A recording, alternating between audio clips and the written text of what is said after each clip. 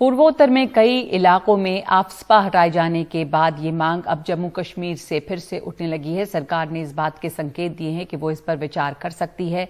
फिलहाल जम्मू के कुछ थानों से इसे हटाने पर विचार हो रहा है। सीमा से सटे इलाकों में आफ्स्पा कायम रहेगा।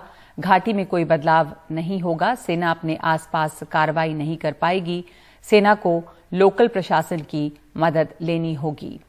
हमारे साथ जुड़ रही हैं मेरी सहयोगी नीता शर्मा। आफ्स्पा हटाने की मांग लगातार नॉर्थ ईस्ट से आती रही नीता, और अब जम्मू कश्मीर से ये मांग रही है। जम्मू कश्मीर में से हटाने का जो फैसला लिया जा रहा है वो सिलेक्टेड एरियाज में है, तो क्या इसकी डिटेल्स हैं, इस पर इसका क्या असर पड़ता है घाटी और जम्मू के इलाकों में अगर ये हटाया जाता है तो? नगमा, जिस तरह से नॉर्थ ईस्ट के इलाकों में ये AFPS से कुछ चुनिंदा इलाकों से हटाया गया, थाने वाइज हटाया गया कि हर एक स्टेट्स में से 4 स्टेट्स में से, उसके बाद जम्मू कश्मीर राज्य से, क्योंकि ये मांग हमेशा वहां से रही है। जब यूपीए की सरकार थी तब भी ये मांग जो है उमर अब्दुल्ला सरकार की रही है, तब भी जो है कवायद की गई थी कि वहां से हटाया जाए, आर्मी की जो प्रेजेंस है उसे थिन किया जाए। प्रेजेंस थिन की गई थी, बंकर्स कम किए गए थे, लेकिन AFPS से हटाने के लिए सेना ने हरी झंडी नहीं दी थी। लेकिन अब उत्तर पूर्व के इलाकों में से, कुछ स्थानों में से जब ये AFPS से हटा दिया गया है तो ये मांग दोबारा फिर से उठी है।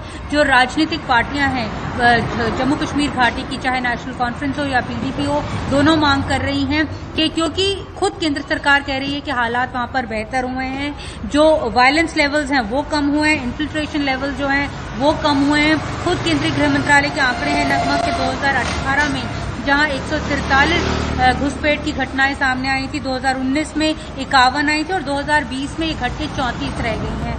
तो ये खुद केंद्रीय गृह मंत्रालय के आंकड़े और उनका कहना है कि हालात बेहतर हो रहे हैं। तो ऐसे में मांग उठना जायज है।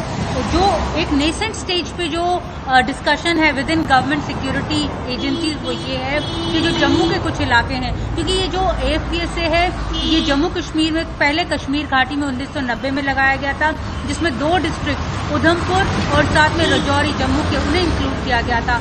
2001 में इसे जम्मू के सभी इलाकों में लगा दिया गया था। जम्मू कश्मीर में 20 डिस्ट्रिक्ट्स हैं। अगर कुछ डिस्ट्रिक्ट से, कुछ थानों से जहां पे शांति है, जहां पे लॉ एंड ऑर्डर बेहतर है, वहां से हटा दिया जाए तो ये एक अच्छी पहल होगी वहां के आवाम के साथ जुड़ने के लिए। ये भी बात चर्चा में है।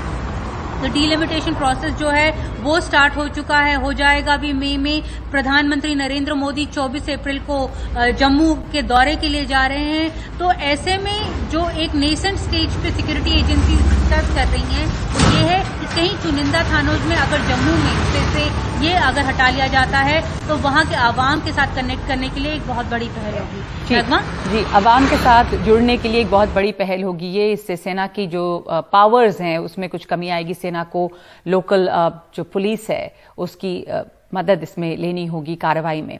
धन्यवाद आपका नीता जानकारी के लिए।